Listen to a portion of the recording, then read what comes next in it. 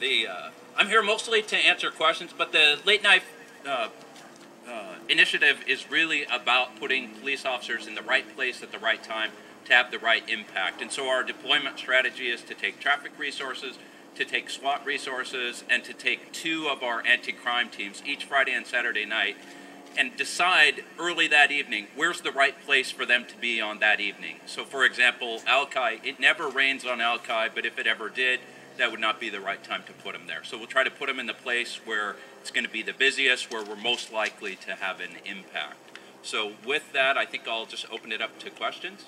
How do you decide that? Is it based on like service calls or? Well, it's based on a combination of things. Each of the precinct captains pays attention to what's going on in the precinct, what activities are there, what's the history. So if there are, for example, if you took there are different clubs where at certain times they might be busier in certain parts of the city. Alki tends to be busiest when it gets very hot out. So in the north end, it's periodic. When the university goes back to school in the fall, the Greek Row heats up and the University Avenue heats up a little bit. So we would use those kind of histories to decide where to put people. Talk about High Point. Pete mentioned High Point As a spot on the map. That's not a particularly nightlife-rich district. It's about where people are, though. This isn't strictly about nightclubs or bars and taverns. This is really about where we have a lot of people out and where we have a lot of activity. And so this is putting police officers where the activity is, which is our goal, is to get the police where they're needed, where the people are.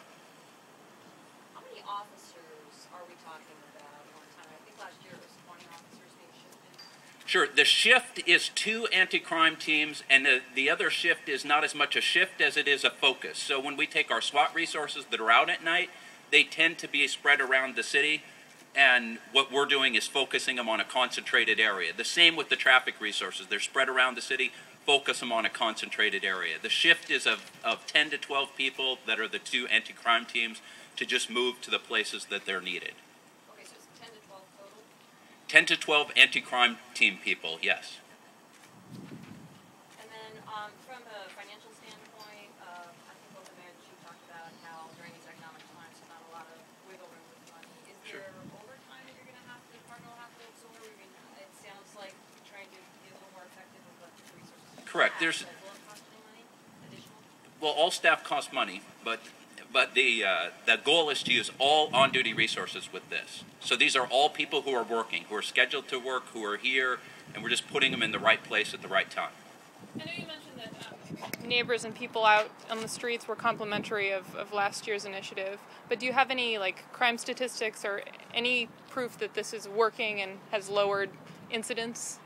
It's always difficult to be able to prove what didn't happen because of something. It's like taking responsibility for crime going down. When crime's going down, we're very glad, we're happy to say hopefully we had a part in that.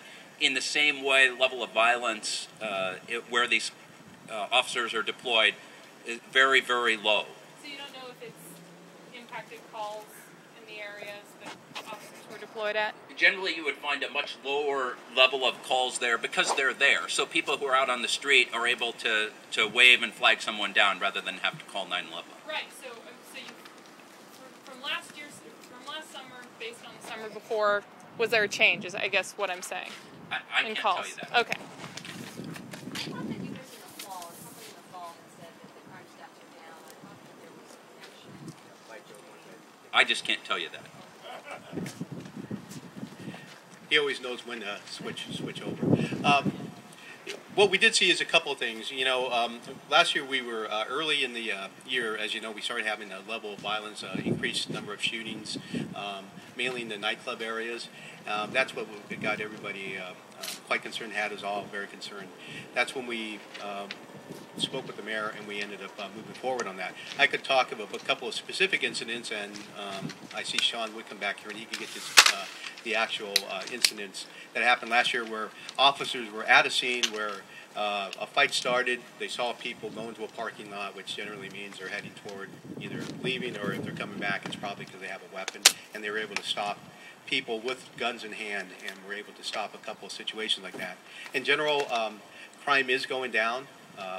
We have seen an ongoing decrease in crime. The one area that we're not seeing a decrease is an aggravated assault.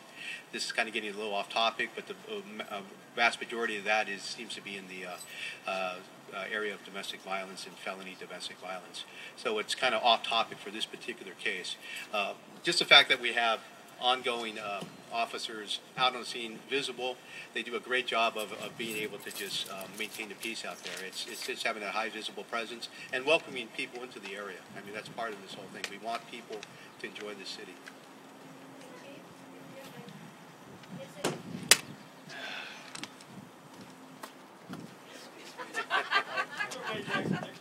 We've all been there.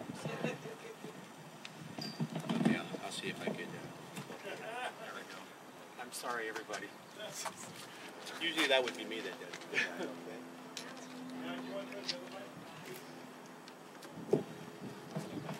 Okay. Let's try to follow up on the questions that have been asked so far. How does the city know that this has been a success last summer? Well, once again, where I see it's been a success is just by the reduction that we've seen in the number of shootings. It hasn't stopped it completely, but just think of the level of violence last year, the level of the number of shootings that were happening. We've seen that has been reduced, and we could probably get to those specific numbers. There is just a sense of a safer city. You know, when I talk about the three priorities of our department, it's fighting crime, it's building community, but the third one is reducing the fear of crime. And this is really getting to that aspect of it. Because even though I could show you that, for instance, last year we had 19 homicides. The last time we had 19 homicides was 1956. People's fear of crime is going up. One way that you're able to deal with that is by actually having officers out there as often as possible. That does help reduce the fear of crime in an area. It makes people want to go outside, wants them to go out and enjoy the city. This is what this is all about. Can I follow up with one other thing that you said? Does this take officers away from other parts of the city? Can you speak to that?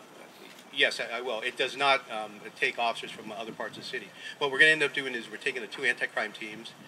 So there will always be those 10 to 12, and this goes back to that original question that you asked. Where we get to the 15 and 25 is it also means that we're going to focus some of our officers that do DUIs, that go out there and work in SWAT. We're going to be focusing them into certain areas of the city, depending on what we see. And once again, this is pretty dynamic. So halfway through the night, we're seeing that things are heating up in another part of the city. We're able to either redeploy part or all of that team to go out there and trying to deal with that. So it is going to be a citywide resource. I keep saying that, citywide resource.